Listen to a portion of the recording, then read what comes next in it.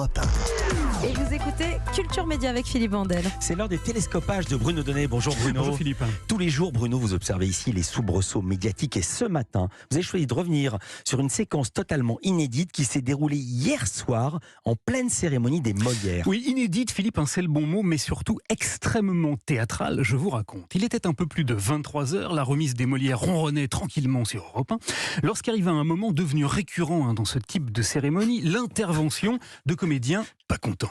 Bonsoir à tous et à toutes.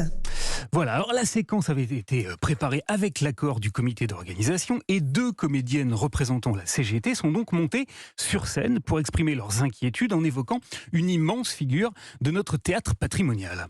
Les acteurs ne sont pas des chiens, disait déjà Gérard Philippe, pour dénoncer la précarité dans nos carrières et la faiblesse des droits sociaux.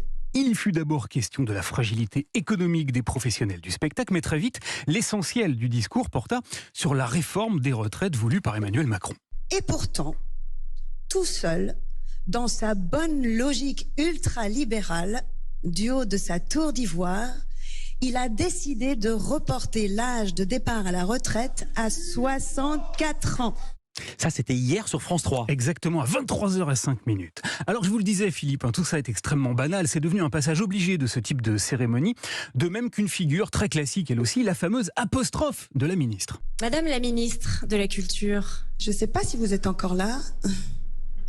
Ah oui, elle est là. Comme d'habitude donc, hier soir, Rima Abdul Malak s'est faite alpaguer ad nominem. Quand est-ce que vous allez décider de sortir de votre silence ? Et le public a visiblement été tout à fait satisfait de l'avoir ainsi passé à la casserole. Et vive les casserolades! Bref, jusqu'ici tout était donc infiniment classique, mais ce qui le fut nettement moins arriva immédiatement après, au moment où la ministre de la Culture se leva de son siège, en plein milieu de la salle, pour dire ceci. Pardon, je sais que vous n'avez pas le temps, mais ça va. Alors, ça va, dans la bouche de Rima Abdul Malak, en fait, ça voulait plutôt dire ça va pas, stop, arrêtez de me taper dessus comme ça, à bras raccourcis. Et c'est à ce moment-là, Philippe, qu'il s'est passé quelque chose de totalement inédit. Car, comme n'a pas manqué de le rappeler la ministre de la Culture dès le début de son intervention, D'habitude, le rôle du ministre, c'est de rester assis à rien dire, mais là, c'est pas possible. d'ordinaire, le ministre ne répond pas. Il affiche un petit sourire crispé et il attend que la pluie de reproches s'arrête. Mais hier, nouveauté, Rima Abdul Malak s'est levée et elle a publiquement défendu son action. Vous avez un ministère qui a débloqué des aides massives pendant la crise pour vous soutenir tous, pour soutenir tous les secteurs de la culture. Voilà, alors la ministre a répondu sur les initiatives qu'elle menait, jamais sur la réforme des retraites, mais l'essentiel n'est pas là. Car le moment le plus intéressant du point de vue médiatique s'est déroulé ici. Et vive les casserolades!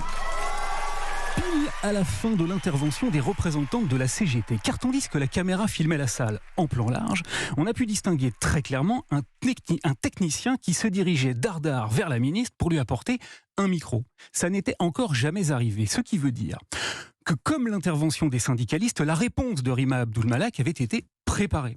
Elle a même dû faire l'objet d'une âpre négociation et d'un accord entre l'organisation des Molières et Rima Abdul Malak qui a dû dire « Ok les gars, je veux bien me faire engueuler par des intermittents, mais j'exige de pouvoir leur répondre ». On comprend mieux alors pourquoi, à peine Gérard Philippe cité, la ministre a su trouver des mots impeccablement calibrés. Cette phrase de Gérard Philippe qui a été dite, elle date de 1957.